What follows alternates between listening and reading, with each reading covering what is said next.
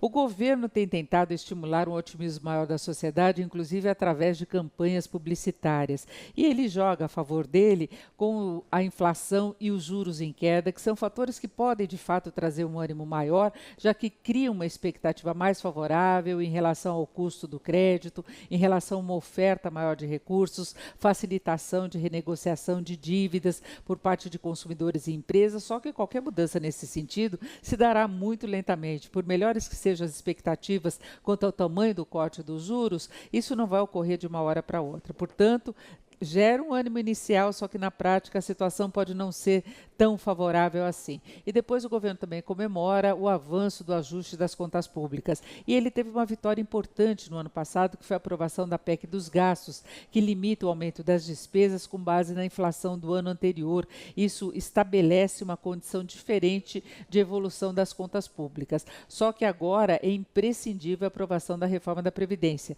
Ainda que o projeto original passe por grandes alterações no Congresso, é importante que essa reforma estabeleça uma condição de se frear o avanço do déficit das contas do sistema previdenciário. Caso contrário, o governo vai ficar com as contas muito engessadas. A Previdência vai abocanhar uma fatia cada vez maior do orçamento, de um orçamento que não pode avançar além da inflação do ano anterior. Então, outras despesas prioritárias do governo podem acabar comprometidas por essa limitação estabelecida pela PEC. E o governo ainda fala em mudanças na área tributária, em reforma trabalhista. Ele tem se colocado grandes desafios pela frente para fazer com que haja uma reorganização para valer da economia do país e que se estabeleça também a condição de uma retomada para valer das condições de crescimento. E por aí, o mercado financeiro, por exemplo, continua mantendo projeções muito modestas. O relatório Focus dessa segunda-feira trouxe de novo a previsão de um crescimento este ano de apenas 0,5%.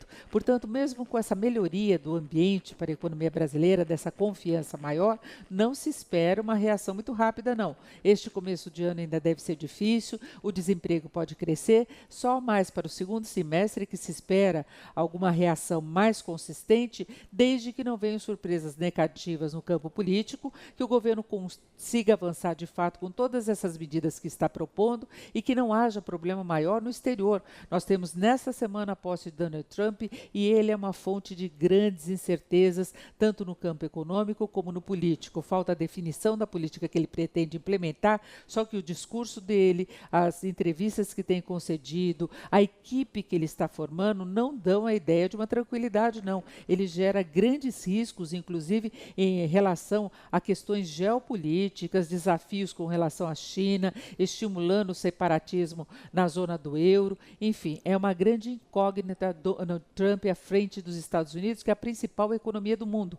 E ainda que algumas medidas dele não atinjam diretamente o Brasil, como o protecionismo, barreiras às importações lá dos Estados Unidos, indiretamente ele pode criar uma instabilidade global com reflexo sobre o mercado aqui do Brasil, fluxo de investimentos, o comportamento do dólar. Portanto, o governo, para conseguir sucesso nessa trajetória de recuperação da economia brasileira, ele tem de contar com um cenário mais favorável no campo político doméstico e também internacional. E, além disso, ainda tem de avançar com tudo que vem propondo para a reorganização da economia brasileira.